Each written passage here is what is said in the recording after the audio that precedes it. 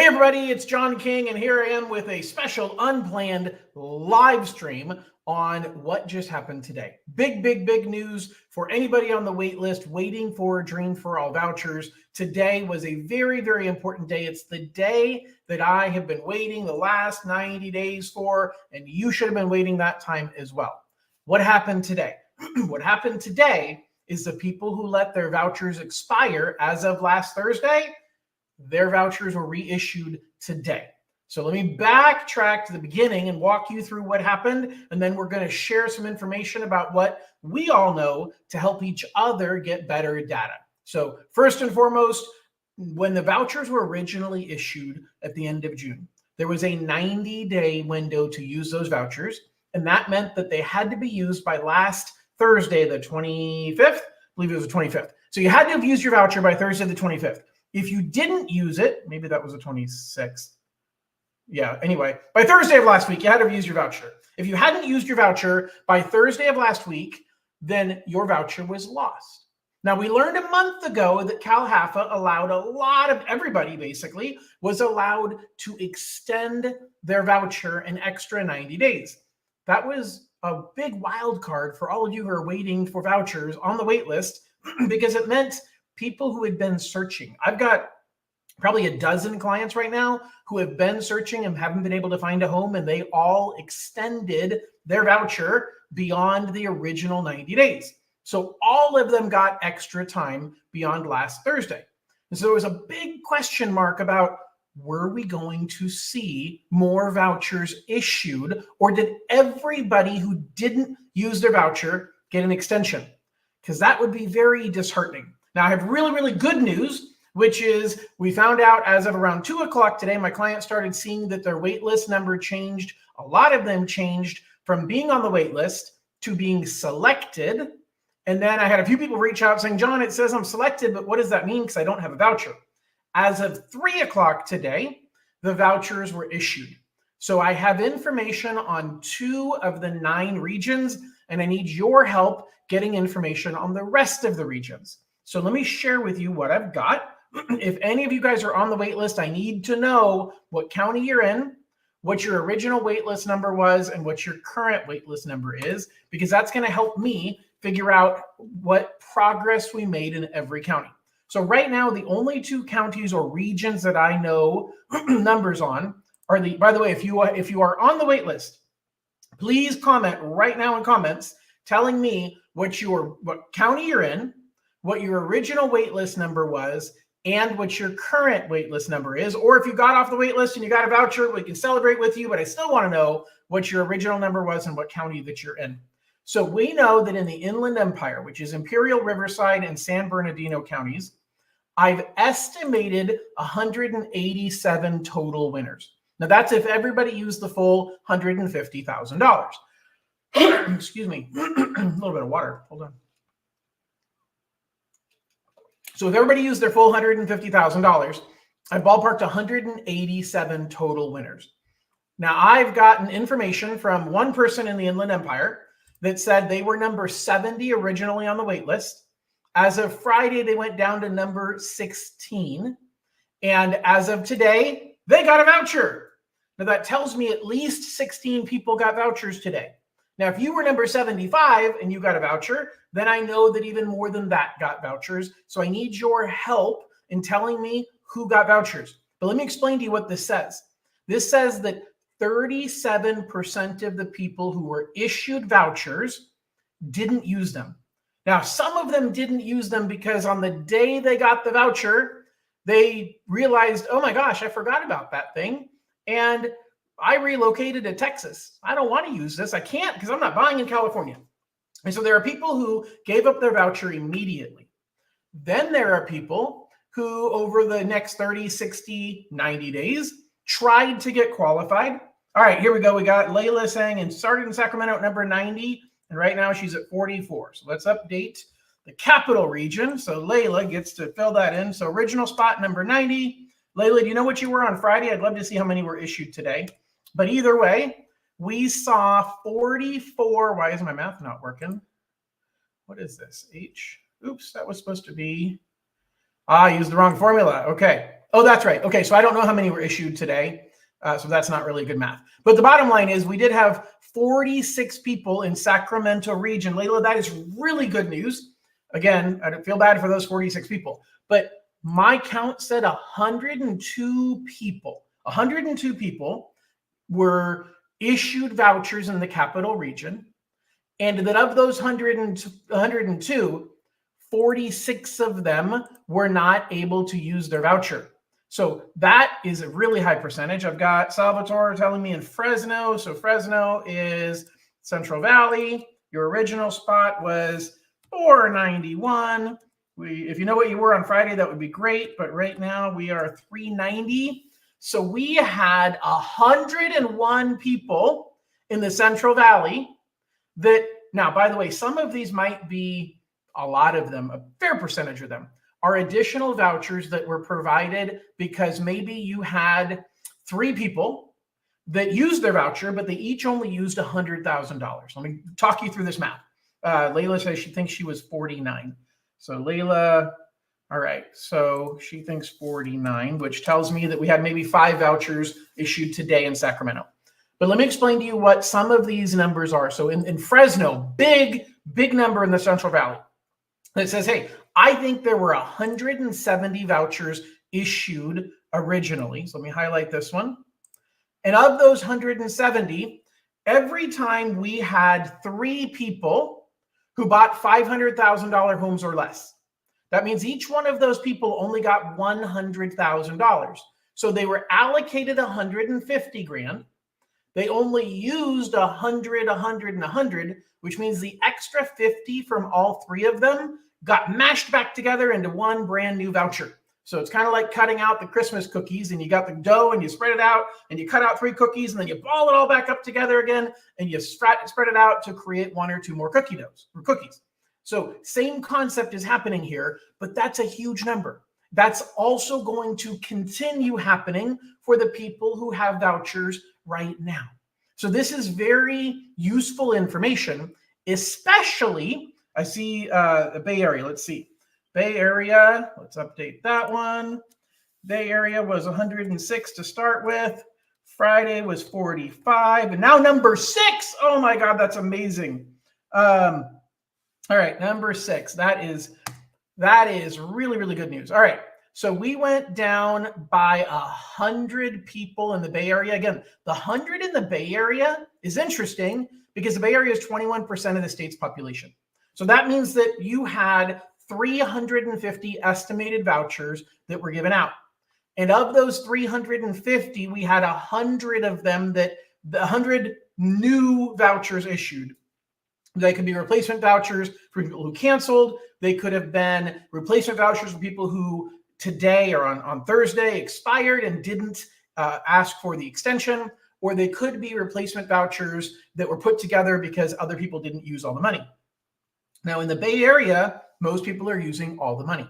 Most of the transactions I'm doing in the Bay Area are 600, 750, 900, $1.2 million. My largest one this year was in the Bay Area at $1.3 million purchase price. So I expect the Bay Area to have less cookie dough left over because each of the people are taking a majority of their money allocated to them. But here's the great news. The great news to me, and Zikun, as you mentioned, any chance you can get it this time, I think you have a great chance. I think you have a really, really good chance. Because here's what's going to happen. We had 100 people in the last 90 days that got vouchers. Some of those people just got them recently. Now we know that, or at least based on what you're telling me, that you went, hold on, did you go from 45 to number 6? Yeah, so we had 39 vouchers issued in the Bay Area today. Today, we had 39 vouchers issued in the Bay Area today. Of those 39 people, we can expect another 29% of them to fall out. And a whole bunch of people extended their vouchers. They have 90 extra days. But the sad truth is they weren't successful in their first 90 days. A lot of them are searching for a unicorn. They're searching for the perfect home and the perfect situation, and they're not going to find it.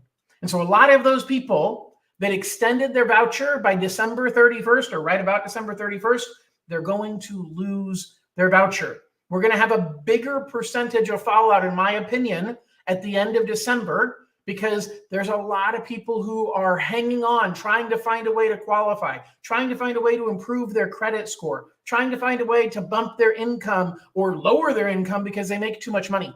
So this is good news, because I was counting on or estimating about 50% of the vouchers issued that would roll over or go to somebody else. And I thought that's a crazy high percentage. So when I say counting on that, I was running, if you watched any of my original waitlist videos, I was projecting that best case scenario, we were going to see 50% fallout. Well, we're seeing right now close to 50% fallout. And that's with the wild card of people being able to get extensions. And I'm telling you, I got my original clients and I think I funded 15 of these, and I probably have another 15 people that are out shopping right now. And I've got a couple people that have already called me today saying they got a voucher and they want to get the process started with me. But the bottom line is, about half of the people that I have worked with over the last 90 days successfully utilized their voucher. The other half, all of them extended their voucher. Now, of those people that extended their voucher, probably half of them will successfully close escrow, but the rest are going to roll over onto the wait list. So Zikun, if you're talking about in the Bay Area and you've fallen from number 106 down to number 6, that is really, really good news. This is super promising. Now we're going to know better on December 30th or 31st or whatever date it is that we're looking at for the next 90-day window, because then you've got the first group of people that were issued vouchers that have been clawing and kicking and screaming and trying to find any way they possibly can to use their voucher. And some of them, their credit isn't where it needs to be. Some of them, their income, they lost a job and they're looking for another job. Lots of things that have created issues for people. And those people are holding on. They got an extension hoping they can have more time. And a good percentage of those people are not going to have their voucher at the end of December. So the question becomes, do you pull the trigger on doing something else, or do you keep waiting on the wait list? Here's what I'll tell you. By the way, I don't have a whole lot more to cover. If you have any more counties, if you're not on this live stream, please message me, email me. My email is in the link down below. Also in the message in the description down below, you can get the link to schedule a call with me. If you're moving up on the wait list, you want to schedule a call with me. I actually have a client who got their voucher today. We've been in escrow for 3.5 weeks. They were in Los Angeles County. I'm super, super interested to see what happened in Los Angeles County. So if anybody is on the wait list in LA County, please, please, please tell me, because right now I've got no data on LA County, except for my one client who was number 30 on the wait list as of the beginning of September, and then fell, and then fell, and then fell. And as of last Monday, he was number 1. No movement since last Monday. Today, he got his voucher. Now, that doesn't mean that only one person got their voucher in LA. I think a lot of people probably got vouchers in LA. But he's been in contract for 3 weeks. We took a bit of a calculated risk. We wrote a 45-day escrow, and we did everything. We got the appraisal done. They've negotiated repairs. We've got the file through underwriting. And literally, we got his voucher this afternoon. Tomorrow, we're locking in his interest rate. Wednesday, we're shipping the file off to Calhafa. He'll have his keys by the end of next week because we took a calculated risk. His worst case scenario is he wasted money on an appraisal and he wasted money on some inspections and he backs out of the transaction because we got an extended escrow. But this was actually a home in his childhood neighborhood, and it was a perfect house for him, and he didn't want to miss out. And we had a cooperative listing agent. We had a great buyer's agent, and you had a great lender. And all of us working together, the communication that we had throughout the process made the difference where we could preemptively write an offer. Even when he was number 22, I think, on the wait list, and we wrote an offer because we were calculating what the numbers looked like. We knew that the first group of vouchers were going to expire at the end of the month, and we had a pretty good feeling. Even leading up to that, we were seeing the numbers drop pretty quickly. So you had people backing out. You had people canceling. You also had people who funded loans but didn't use 100% of their money. So those people, their money is going to get rolled over to somebody else. So real quick, if you have questions about anything related to Dream for All, anything related to mortgages, ask them now. I want to talk a little bit about the market relative to timing of when your voucher is going to come, if you just got a voucher or you're waiting to get a voucher, and I want to share with you what I think is going to happen. But once I talk about that, if there's nothing else or no other questions in the comments, then I'm going to let you guys get back to your evening. So here's what's going on. A lot of you are probably going to have to wait until January of next year because of the people who got their voucher at the end of June that extended at the end of September, and now they're going to have that extra 90 days to shop for their home. And I think we're in a bit of a challenging market right now. We're in a transitional market. It had previously been a market where interest rates were super high, housing prices were stable, and a lot of buyers were on the sidelines. We're now seeing interest rates start to come down. We're seeing in some markets, prices start to come up and more competition. In other markets, we're seeing buyers back up and say, nope, I'm waiting. I'm nervous about the economy. I'm nervous about interest rates. I don't want to buy too soon because then I'm going to be stuck with a high interest rate. But here's the deal. You want to be courageous when other people are scared. And when everybody else is courageous, you probably want to be a little bit scared. Warren Buffett coined that phrase, and I firmly believe in it. I believe that if you have the opportunity, now if you're number 6 on the wait list in the Bay Area and you are about ready to get your voucher, you are never, ever going to find a program that gives you a lower monthly payment than the Dream for All program, but it has the most expensive long-term cost. So you have to decide. Hopefully you've already run the evaluation. If you haven't, schedule a call with me down below and I'll run it with you to say, hey, what is more important, short-term or long-term? Short-term, Dream for All is the way to go. And when it comes to owning a home versus not owning a home, Dream for All is the way to go. But if you can afford the higher monthly payment, if you can afford to pay more per month right now, you're going to see significant long-term benefits because you're not having to share your appreciation with the state. And we are heading into a market where rates are going to go down and home prices are going to go up because we're going to see more demand, more people wanting to buy homes than we had in the last 2 years. And a lot of you are going to say, but John, there'll be more sellers, there'll be more supply because all the sellers who have 3% interest rates didn't want to sell and buy when rates were 7 or 8, but they'll be happy to sell and buy when rates are, in the 5s, maybe the 4s. You're right. But those sellers are also buyers 9 times out of 10. So it's not freeing up inventory. It's just creating a shell game where they're moving around because a seller has to be a buyer. And most people are not going to sell their home and be homeless. So they're going to list their home for sale, but they're going to make it contingent on finding a home for them to buy. So it didn't create any inventory. It created transactions. That's good for realtors. That's good for title companies. That's good for lenders. It's creating transactions. It's not creating inventory because when their house sells, they're buying something else. And that did not free up space for renters to become homeowners. The biggest challenge we have going forward is there aren't enough homes built for the number of people that want them. And so we are going to see, in my opinion, by the way, I'm predicting the future and nobody can do that, even me. So I don't know really what's going to happen, but I try and study my industry. We look at the patterns, just like your financial advisor can't tell you for sure what's going to happen with a particular stock tomorrow. They can tell you based upon their experience and their knowledge and what they study. And I do the same thing in the mortgage and real estate world. And so the simple answer I can give you is we're going to see a good amount of appreciation over the next few years. As interest rates come down, prices will keep going up. And so if you have the ability to buy without Dream for All, buy without Dream for All, because you're going to you're going to trade. It's an exchange. You're going to trade a large amount of equity down the road for a small amount of payment savings when you add it all up. But if it's the only way you can buy a home, by all means do it because 100% of nothing is nothing. If you're a renter, you get none of the equity. So I'd rather you get 80% of something than 100% of nothing. Okay, Zakun has a question. And once I answer his question, if there's no other questions, I'm going to let y'all go. By the way, QR code that's up above over there is the best way to get started. So if you want to start the application process with me, or if you want to download a mobile app that has a great payment calculator in it, that is a great place to start. All right. So he says, he or she, my apologies.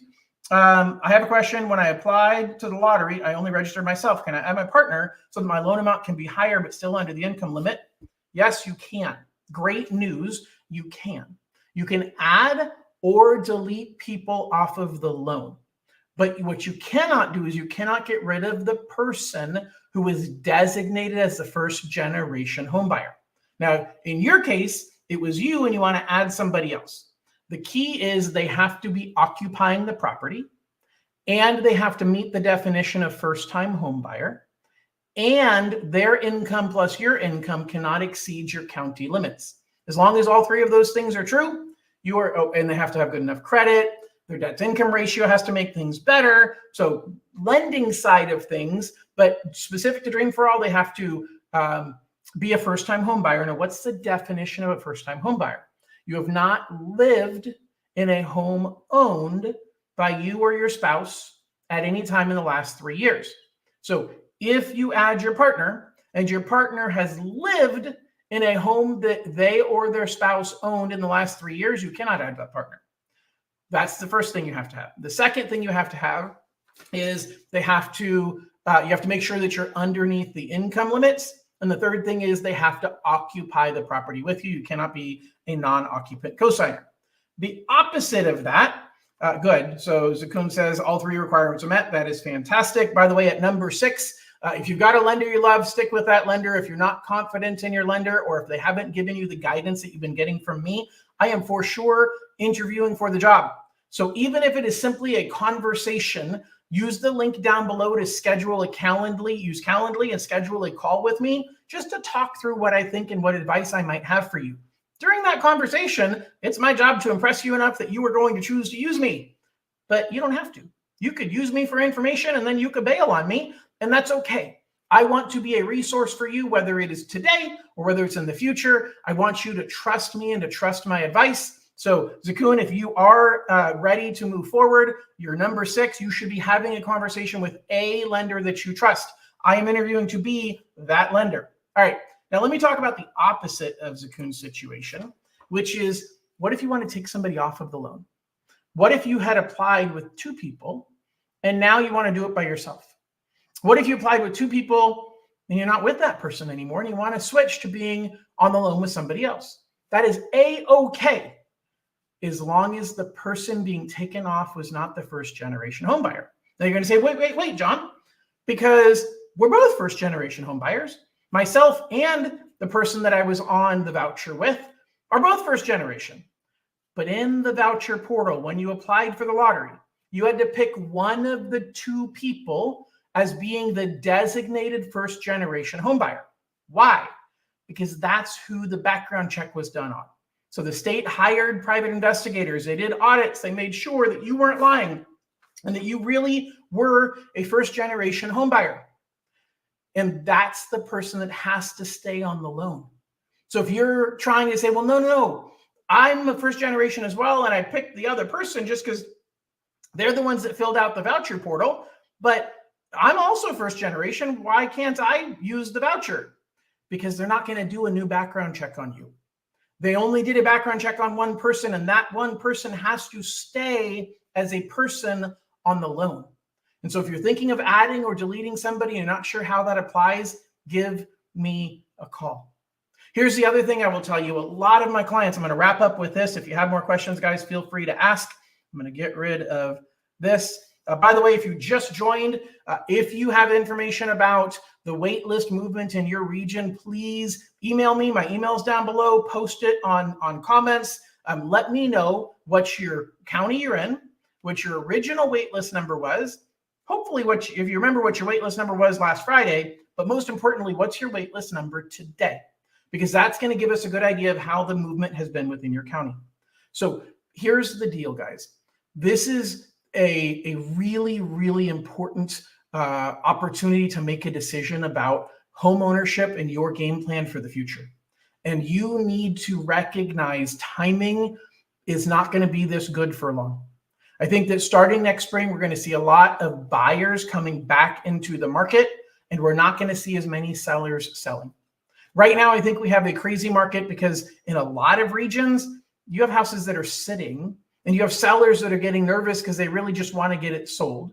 And so you need to think about, how can I take advantage of this market? So if you got off of the wait list and got a voucher, you want to strike right away, I would love the opportunity to guide you and give you advice on that. If you're still on the wait list, but you're getting really, really close, I think you've waited this long, I think I'd probably continue waiting.